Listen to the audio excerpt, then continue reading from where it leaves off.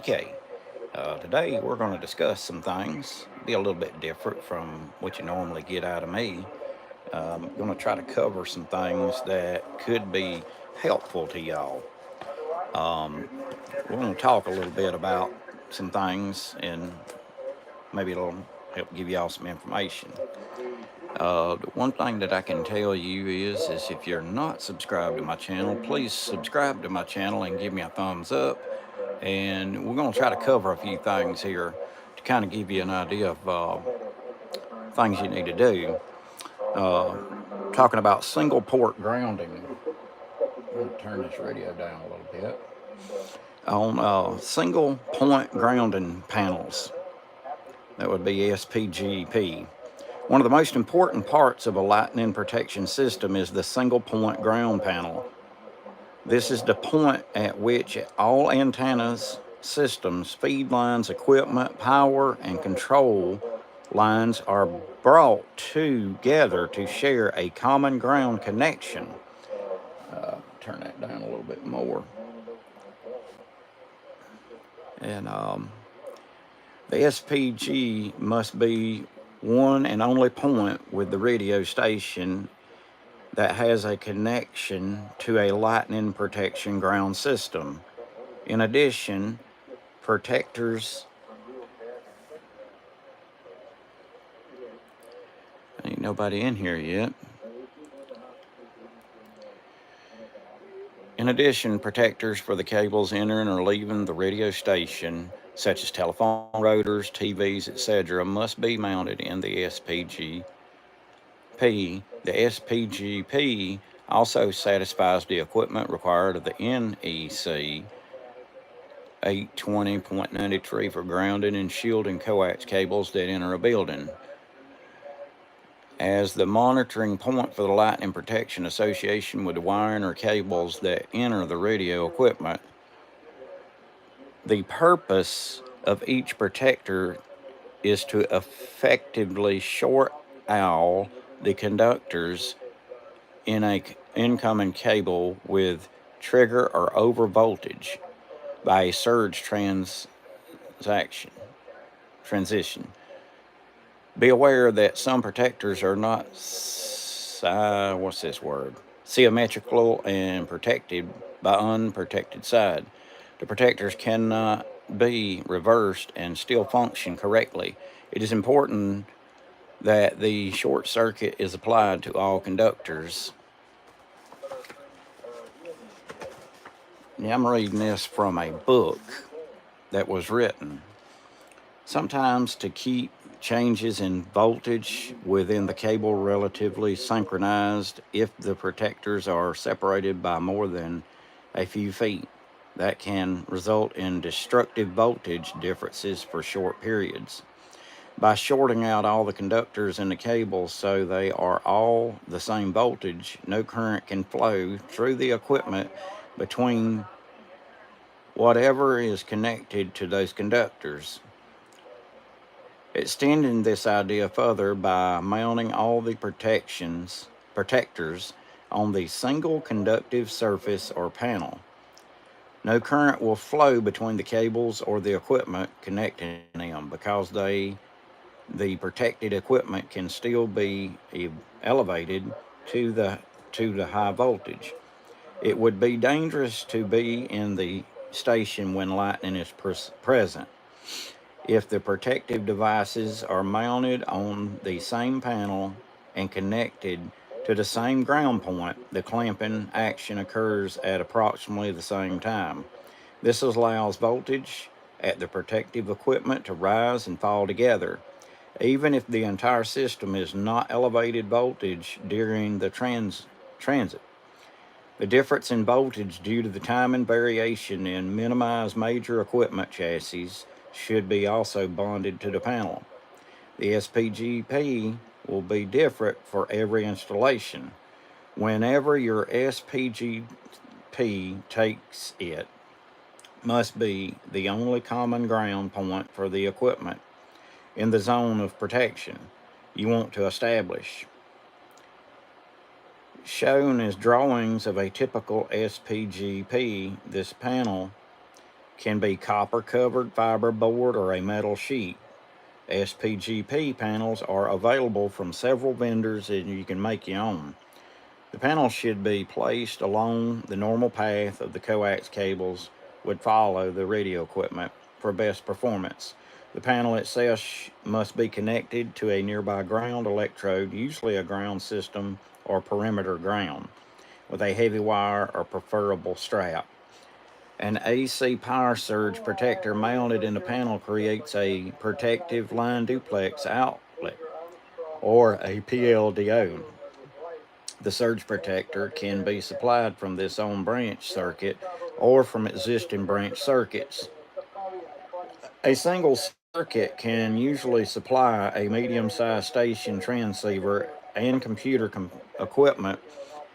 Amplifiers should be on their own circuit with their own AC protector. The protected circuit is created by connecting a wall AC outlet or a dedicated circuit breaker to the protector on the panel. Protected AC power is run to a station along with the feed line and a control cable, and the distribution to all stations and equipment within the protected zone. All cables that connect to the station or the device that is connected to the station must have lightning arresters or surge protectors mounted on the SPGP. This includes rotors and control cables as well as AC power. Make the SPGP large enough to separate protect and unprotected cables. Don't forget to allow for future growth on your station. The SPGP layout. Allow at least twice the space that you might need. And when they're talking about this, I don't know if you're going to be able to see this real good, but this is kind of a layout of what they're talking about, if you can see that. And it's something that can help you a whole lot on grounding. To read this book and understand this book better, I highly suggest that even though I've only read you a page or two of some of the information in this book, this is a book that you really need in your ham shack. It's called Grounding and Bonding for the Radio Amateur. Good Practices for Electrical Safety, Lightning Protection, and RF Management. It is by the ARLL, and it's the second edition book. If you don't have this book, you really need it. Because to read it and understand it and go by its rules of the way it tells you to do things will help you tremendously. I had grounding issues in the shack there for a long time, and it was to the point where I had such issues with grounding that I had to do it in steps. I have everything in here that is house ground, and the house ground is only house ground. All of the feed lines go outside. And on the PL259 plugs, where they come out of the RF choke, they go down, and on the out part of it, it will have a bonded shield that goes straight down. Each antenna, each coax, has its own ground outside. The tower has its own ground outside. When you do that, if anything gets a static charge or a close hit and it gets on something outside, it will follow the closest resistance to ground. And if it's outside, it goes outside. If you ground stuff inside to stuff outside, what ends up happening is it follows the path that it needs to follow to actually go to ground. And if you're already allowing it to come in the shack, then you've already allowed it to bypass the ground and come in, and then it goes back out. Then it's too late. That's why it's highly important to always separate this stuff and ground each individual antenna or any feed point that's outside. Ground outside, not inside to out, because it's going to come in regardless. You want to stop it outside. So that's how I say it's highly important that you do that. Now, on another topic we had discussed in a video yesterday, the problems that we were having with the Ameritron 1306. Well, the 1306, the relay quit working on it here just recently. So I boxed it up, shipped it back, and so I called them the following week, and they're about 2 or 3 months behind. They got so much work. And discussing the issues and the problems and the tests that I had ran on my end, they've come to the conclusion of saying that the reason why it would never operate on 10 meters is the little coil. There's a coil in there. They're like tuning coils. And they stretch those things in and out to where they resonate on a frequency. Well, evidently the coil's not exactly right, and it needs to either be drawn up a little bit or maybe stretched out a little bit more to make it operate in the 28,400 to 28,700, whatever. Somewhere along that general portion of the 10 meter band is where I want the amplifier to operate anyway. The guy did make kind of a joke about, most people that want that thing to operate on 10 meters, they want to operate on 11 meters. Well, no, you're missing the question. That's most people. Me, I want it to operate effectively and efficiently in the tech and general portions of the 10 meter band. I have a lot of contacts that I like to talk to on 10 meters. And 10 meters is a good band. And I enjoy working it. I mean, I've got a high dollar, very expensive antenna out there that works on 10, 12, 17, and 20 meters. It's 4 bands that it operates on. And I can't even use the amplifier on 10 on that high dollar antenna that I have, which in turn makes me want the amp fixed right, plain and simple. I know everybody makes a joke about, well, the only reason why you want it, just like I just said, you know what, that's not everybody's that way. I could care less about 11 meters. I really am going to just be that way because I've been a truck driver for over 35 years. I've listened to the 11 meter CB band my whole life truck driving. It is a wasteland of trash. And a lot of people out there might say, oh, well, you're just being mean. No, I'm just being honestly truth about the fact of the matter. A lot of them people are good people that talk on the radio. Yes, there is. And I got a lot of people that I know that I meet in person on a daily basis that do talk on 11 meters.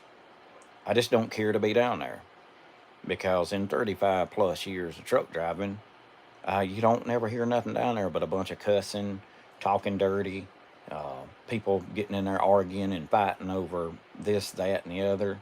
And I just don't want to be around that. There is more drama on 11 meters in most cases than you do see on ham radio. Out of ham radio in the last 20 plus years that I've been an operator, I could say you got 6% drama on every band there. Not just one frequency. I'm talking all the bands. So when you weigh it out like that, it's kind of like, why would you want to go back to 11 meters? I dislike it, and I dislike the drama. The 10% that's on there are probably okay, good and dandy and whatever, but they can get caught up in the drama just as much as anybody else. And I don't want to be around all that crap. You get up here on ham radio, I literally can take 15 watts. Seriously, 15 watts. And I've did it thousands of times. I can take 15 watts and talk to somebody in France, Italy, Germany, London, Saudi Arabia, all over in the Middle East. 15 watts. and carry on a conversation, whether it's AM or sideband. And I've even made a contact in London on FM 10 meters with only 25 watts. And you can't do that on 11 meters. You might have somebody in there acting like that's where they're at, but they're not. I can tell you that. You know, when I can look up on the computer and look up the person I'm talking to, and it'll tell me on the computer where they're located. It'll tell me where the grid's at, what their address is, and they'll have a thing on there, and the person will tell about all the equipment they operate, what they do for hobbies, uh, what they like about ham radio, blah blah blah. You don't know what you're getting when you get on 11. It's just the way it is. Not saying I hate 11. I just don't have no desire to go back to that kind of a band from all the years of truck driving and listening to all the junk. Anyway, enough of that topic. If you are a new ham, an old ham, or just somebody that just listens, that's fine.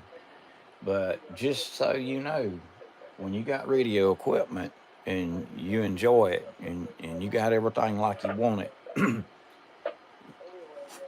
you you have to do this right here and speak into this right here to get somebody to talk. You can't just sit there and listen all the time, which I'm guilty of doing it myself, but keying up and asking for a DX call or a CQ call or calling out CQ or CQDX or whatever. If you don't key to mic, you're not talking to nobody. And I see that out of a lot of people. Like I'll get in there and I'll call CQ and call CQ and call CQ and nobody answers. And I'll make the comment, I know you're listening. Key up the microphone. Talk to me. And I've had people actually key up and say, well, what's going on? You know, and then ends up, you know, talking for 2 or 3 hours. And it's like, I normally sit here and listen to the radio all the time. And, you know, you kind of stirred up the pot just a little bit and kind of got me in here talking. And then next thing you know, every time you go to that same frequency, they're there. You call them, they talk, and you kind of get the daggum break the ice for them, so to speak. So key to mic and call for somebody. There's somebody always there, no matter where they're at in the world. They'll talk.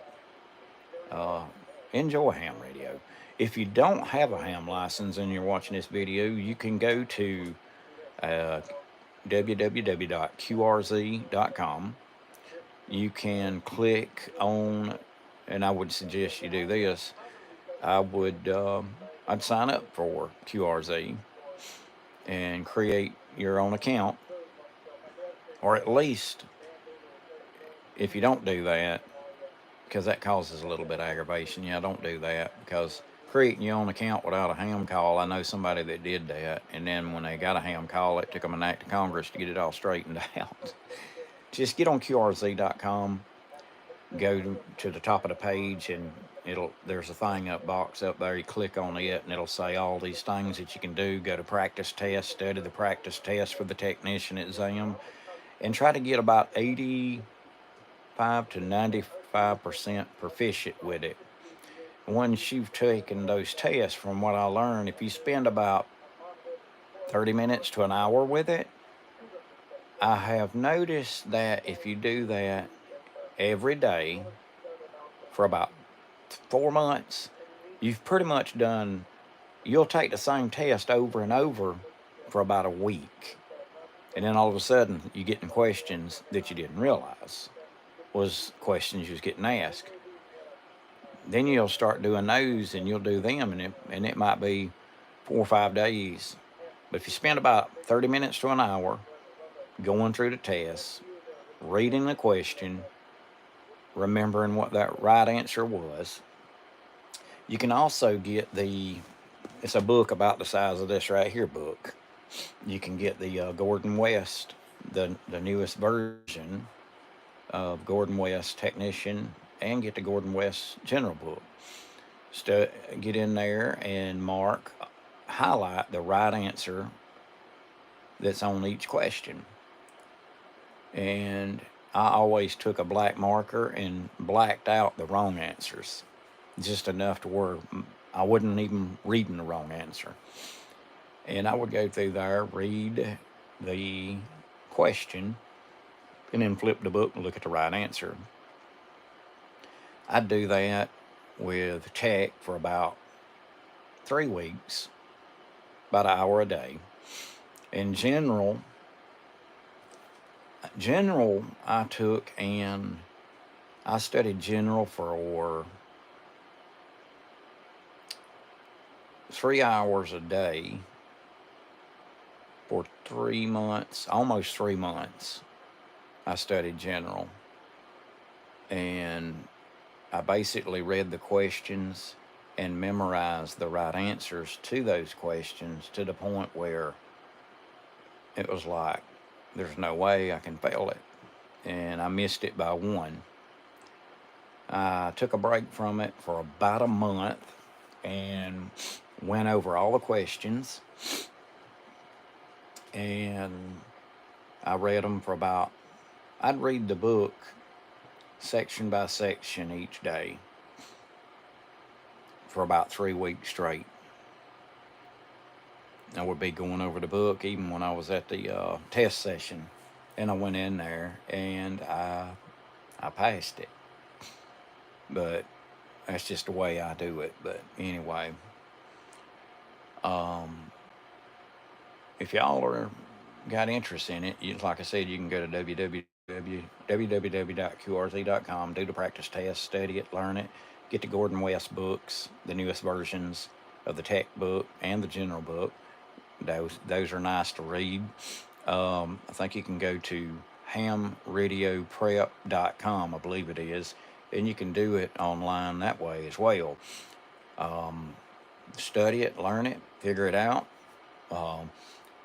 Find out where your local amateur radio club meets at.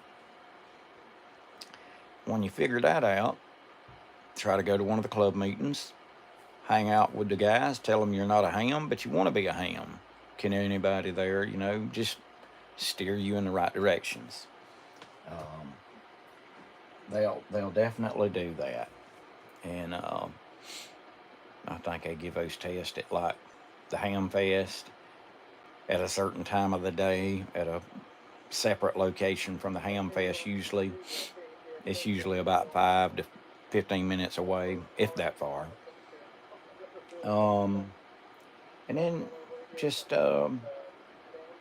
get the license and do some research. I even got a video on here on my YouTube that will describe and kind of go in details about different radio equipment. It will, I kind of go into details about, if you're going to get this, why not just go ahead and get this, and this just covers everything. Instead of trying to get out as absolutely as cheap as you can, try to get something that will work and it'll be there for the long haul, because this stuff ain't cheap. I'm 20 plus years of building this stuff, and it's took time. I didn't do it overnight, that's for dang sure. But anyway, hope y'all liked the video. If not, don't worry about it. If you did, give me a thumbs up. Be sure to like, subscribe, tell me what you think, and we'll be doing more later. Y'all have a good one.